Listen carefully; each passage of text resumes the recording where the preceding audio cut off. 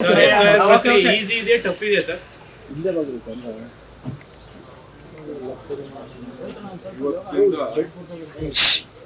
Special incentive ಮತದಾರ ಪರೀಕ್ಷೆ ಇವತ್ತಿಂದ ಪ್ರಾರಂಭ ಆಗಿದೆ. ನಮ್ಮ ರಾಮನಗರ ಇಲ್ಲಿ ಕೆಲಸ ಮಾಡ್ತಿರಂತ ನಮ್ಮ ಬೆಂಗಳೂರು ದಕ್ಷಿಣ ಜಿಲ್ಲೆಯವರು ನಮ್ಮಿಂದನೇ ಪ್ರಾರಂಭ ಮಾಡಿದ್ದಾರೆ. ನಾನು ನನ್ನ ಇನ್ಯುಮರೇಷನ್ ಫಾರಮ್ನ ನಾನು ಸೈನ್ ಹಾಕಿ ಕೊಟ್ಟಿದ್ದೇನೆ. ಸ್ವಲ್ಪ ಮಾಹಿತಿಯನ್ನು ಎಲ್ಲರಿಗೂ ಕೂಡ ನಾನು ಮನವಿ ಮಾಡಿಕೊಳ್ಳೋದು, ನೀವು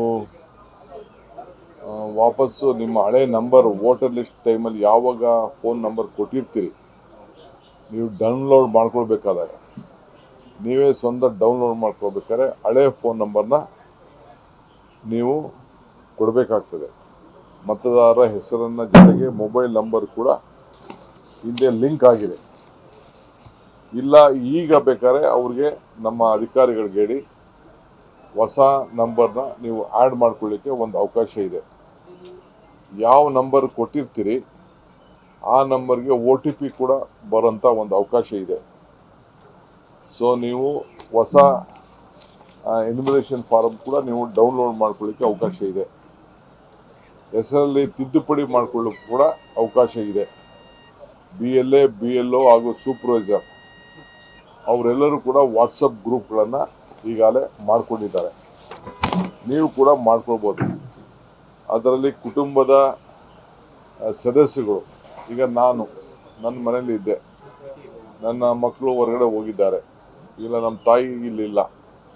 ಸೊ ಯಾರು ಒಬ್ಬರು ಅದಕ್ಕೆ ಜವಾಬ್ದಾರಿ ಸ್ಥಾನದಲ್ಲಿರೋರು ಅದಕ್ಕೆ ಸಿಗ್ನೇಚರ್ ಮಾಡೋದು ಕೂಡ ಅದು ಸ್ವೀಕಾರ ಮಾಡ್ಕೊಳ್ತಾರೆ.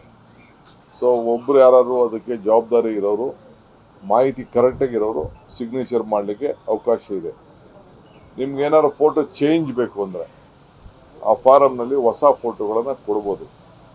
BLAಗಳು ಕೂಡ ಆ ಫಾರಮ್ನ ವಾಪಸ್ ಏನು ಈಗ ಹಂಚ್ತಾರೆ 7 ದಿನದಲ್ಲಿ ಎಲ್ಲರಿಗೂ ಫಾರಮ್ ಕೊಡ್ತಾರೆ. ವಾಪಸ್ ನೀವು ಅದನ್ನು 29ನೇ ತಾರೀಕು ಒಳಗಡೆ ಎಲ್ಲ ಫಾರಮ್ನ ವಾಪಸ್ಸು ಕೊಡಬೇಕಾಗ್ತದೆ.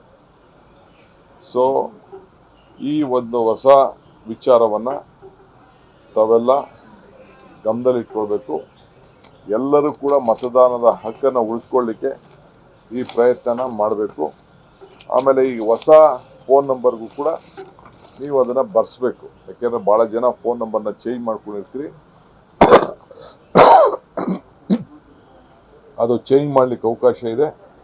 ಸೊ ಅದನ್ನು ನೀವು ಹೊಸ ನಂಬರ್ನ ನೀವು ಸೇರಿಸ್ಕೊಂಡು ತಿದ್ದುಪಡಿ ಮಾಡ್ಕೊಳ್ಳಿಕ್ಕೆ ಅವಕಾಶ ಇದೆ. ದಯವಿಟ್ಟು ಈಗೇನು ಮಾಹಿತಿನ ಫೋನ್ ನಂಬರ್ ಇದೆ ಅದು ಕೊಟ್ಟರೆ ಆ ವೋಟರ್ ID ಜೊತೆಗೆ ಅವರು ಮಾಡ್ತಾರೆ. ಆಧಾರ್ ಕಾರ್ಡ್ ನಂಬರ್ ಕೂಡ ಅಲ್ಲಿ ಎಂಟ್ರಿ ಮಾಡಲಿಕ್ಕೆ ಅವಕಾಶ ಇದೆ. ಆಧಾರ್ ಕಾರ್ಡ್ ನಂಬರ್ ಅಂದರೆ ಮಾಹಿತಿಗೋಸ್ಕರ ಅದು ನಿಮ್ಮ ಆಧಾರ್ ಕಾರ್ಡ್ ಕೂಡ ನೀವು ಮಾಡಿದ್ರೆ ನೀವು ಎಂಟ್ರ್ ಮಾಡಿದಾಗ ನಿಮ್ಮ ಫೋನ್ ನಿಮ್ಮ ಡೀಟೇಲ್ ವೋಟರ್ ಲಿಸ್ಟ್ ಫಾರಮ್ ಕೂಡ ಬರ್ತದೆ. ಅದು ನೀವು ಫಾರಮ್ಮು ತೆಗೆದುಕೊಳ್ಳೋದು ಆನ್ಲೈನ್ ಬೇರೆ ವಿಚಾರ. ಈಗ ಸದ್ಯಕ್ಕೆ ನಿಮ್ಗೆ ಯಾವುದು ನಿಮ್ಮ ಮನೆಗೆ ಬಾಗಿಲಿಗೆ ಬಂದು ಫಾರಮ್ ಕೊಡ್ತಾರೆ, ಎನ್ಯುಮರೇಷನ್ ಫಾರಮ್ ಕೊಡ್ತಾರೆ, ಆ ಎನ್ಯುಮರೇಷನ್ ಫಾರಮ್ನ ನೀವು ಮನೆ ಕುಟುಂಬದ ಯಾರು ಒಬ್ಬರು ಹಿರಿಯರು ಸಿಗ್ನೇಚರ್ ಮಾಡಿ ಅವ್ರ ಪರವಾಗಿ ಎಲ್ಲರೂ ಯಾರ್ಯಾರು ಇದ್ದೀರಿ ಅವರೆಲ್ಲ ಸಿಗ್ನೇಚರ್ ಮಾಡಿದ್ರೆ ಒಳ್ಳೆಯದು. ಇಲ್ಲ ಅಂದರೆ ಹೊರಗಡೆ ಇದ್ದರೂ ಕೂಡ 7 ದಿನದೊಳಗಡೆ ಏನು ಕೊಟ್ಟಿರ್ತಾರೆ ಅದನ್ನು ನಮ್ಮ BLAಗಳಿಗೆ ತಲುಪಿಸ್ಬೋದು. ಇಲ್ಲ BLA ಎತ್ಕೊಂಡೋಗಿ ಅವ್ರಿಗೆ ತಲುಪಿಸ್ಬೋದು.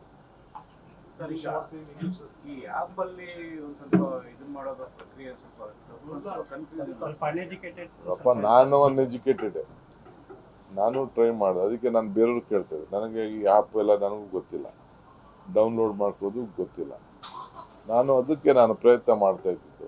ಸೊ ಅದಕ್ಕೆ ನಾನು ಹೇಳ್ತಾ ಇದ್ದೀನಿ, ನೇರವಾಗಿ ಆ ಆ್ಯಪಲ್ಲಿ ಮಾಡ್ಕೋದು ಬೇರೆ. ನೀವು ಫಾರಮ್ ತೆಗೆದುಕೊಂಡು ಆ ಫಾರಮ್ನ ಎಂಟ್ರಿ ಮಾಡೋಂಥ ಕೆಲಸ ನೀವು ಮಾಡಿ. ಇದು ಕರ್ನಾಟಕದ ದೃಷ್ಟಿಯಿಂದ ಸಾಕಷ್ಟು ಮಹತ್ವದಲ್ವಾ ಸರ್? ಯಾಕಂದ್ರೆ ನೀವು ಗ್ಯಾರಂಟಿ ಲಿಂಕ್ ವಿಚಾರ ಈಗ ಆಲ್ರೆಡಿ ಹೇಳಿದ್ದೀರಾ.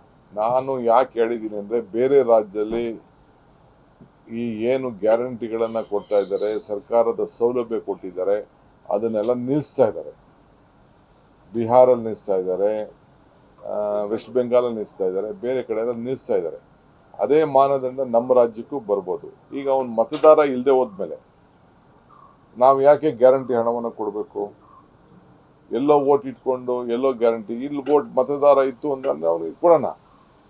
ಯಾವುದೋ ಊರಿಂದ ಬಂದು ಅಲ್ಲೂ ತಗೊಂಡು ಇಲ್ಲೂ ತಗೊಳ್ಳೋದಕ್ಕೆ ಅವಕಾಶ ಕೊಡೋಕ್ಕಾಗಲ್ಲ. ಎಲ್ಲರೂ ಒಂದು ಕಡೆ ಕೊಡಬೇಕಲ್ಲ. ಅದಕ್ಕೆ ನಮ್ಮಲ್ಲಿ ಯಾರು ರಾಜ್ಯದವ್ರು ಇದ್ದಾರೆ, ನಮ್ಮ ರಾಜ್ಯದವ್ರಿಗೆ ಕೊಡಬೇಕು ಅನ್ನೋದು ನಮ್ಮೆಲ್ಲರ